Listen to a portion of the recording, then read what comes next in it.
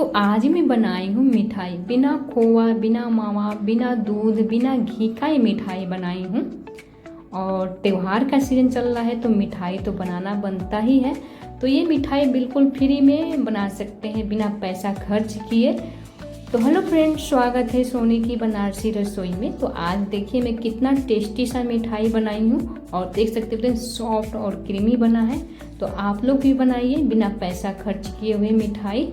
तो चलिए हम बिना किसी देरी करते हुए बनाते हैं आप लोग के साथ। तो यहाँ पर देखिए मैं 1 कटोरी चावल ले ली हूँ, ये कच्चा चावल है। तो ये मिठाई मैं चावल से ही बनाऊंगी और ये हर घर में चावल मिल जाता है।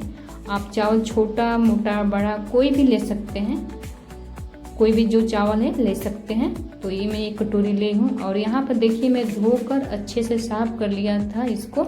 और इसको आधा घंटा के लिए मैं ढककर इसी जाली वाली बर्तन में छोड़ दिए थे ताकि अच्छे से हल्का सा फूल जाइए, ताकि मिठाई अच्छे से बने ये।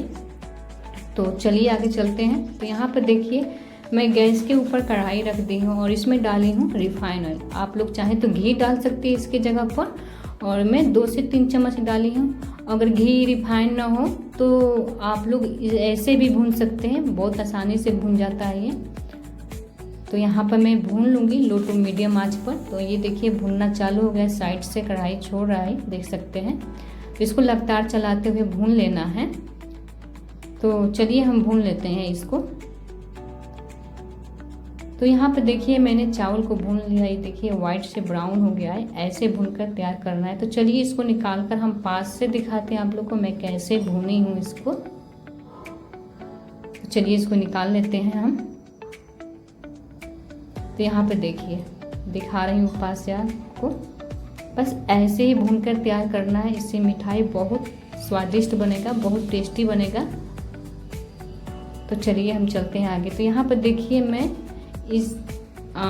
इसी कटोरी से मैं चीनी लूँगी 3/4 और उसके मैं आधा पानी ले ली हूँ यहाँ पर। और इसी कटोरी से 1 कटोरी मैंने चावल लिया था। तो चलिए आगे चलते हैं। तो यहाँ पर देखिए मैंने जिस कढ़ाई में चावल भुना था उसी कढ़ाई में हम चाशनी तैयार करेंगे। तो यहाँ पर पानी डाल दिया और साथ में ये हम चीनी डाल देंगे। इसको लगातार चलाते हुए चिपचिपी वाला चाशनी तैयार करना है।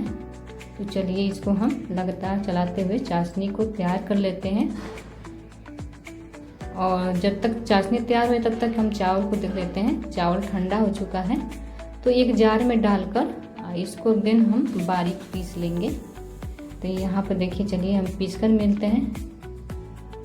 तो यहाँ पे देखिए मैंने पीस लिया है और देखिए एक भी टुकड़ा नहीं है चावल का, दिन मैंने बारीक पीस लिया है इसको, देख सकते हैं। इसको साइड में रखते हैं, चाशनी तक चलते हैं। तो देखिए यहाँ पर चाशनी भी तैयार हो चुका है। इसको देख लेते हैं, एक बार चेक कर लेते हैं। तो ये देखिए चिपचिपी वाला बना है मेरा चाशनी, एक भी तार नहीं है इसमें। तो इस गैस को यहाँ पर हम बंद कर देंगे। जो ये पाउडर रखे हैं बनाकर थोड़ा थोड़ा डालकर इसको अच्छे से हम मिला लेंगे। तो यहाँ पर थोड़ा थोड़ा ही डालकर मिलाएं ताकि इसमें गुठलियाँ ना आए। तो देख सकते हैं मैं कैसे थोड़ा थोड़ा डालकर इसको मिला रही हूँ। तो यहाँ पे देखिए मैं सारे को डालकर अच्छे से मिला ली हूँ और देख सकते हैं इसका थिकनेस कितना क्रीमी और कितना टेस्टी ये दिख रहा है।